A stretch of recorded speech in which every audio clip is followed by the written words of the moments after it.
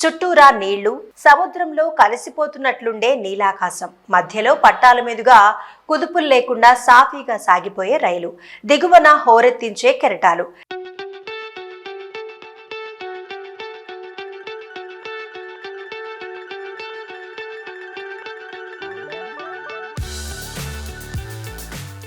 తమిళనాడులోని రామేశ్వరం వెళ్లే ప్రయాణికులు ఆస్వాదించే అద్భుత అనుభూతి ఇది.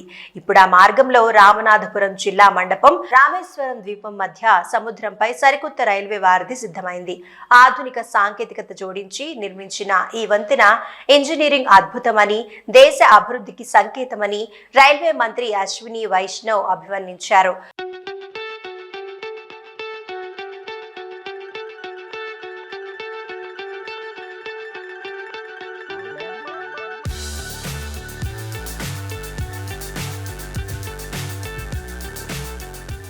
పంతొమ్మిది 2014లో 20 లక్షల వ్యయంతో నిర్మించిన పాంటన్ బ్రిడ్జ్ శిథిలమైంది.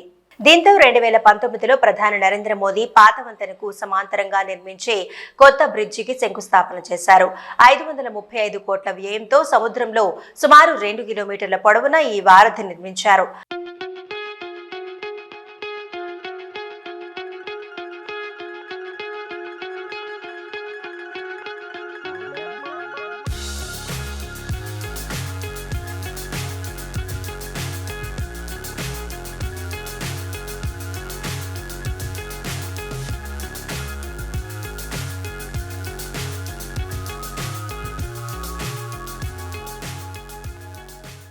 మధ్యలో 77 మీటర్ల ఎత్తు, 630 టన్నుల బరువున్న vertical lift railway sea bridge ఇందులోని ప్రత్యేకత.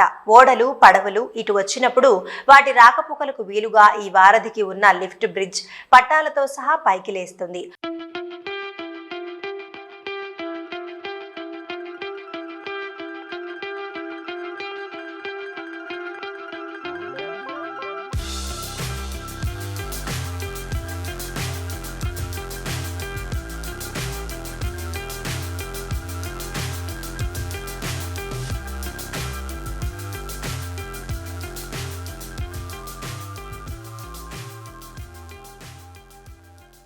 ఓడలు, పడవలు కింద నుంచి వెళ్లిపోగానే తిరిగి కిందకు దిగుతుంది. బ్రిడ్జి పట్టాల మీదుగా రైలు సాగిపోతుంది. మంత్రి అశ్విని వైష్ణవ్ దీని వీడియోను రిలీజ్ చేశారు.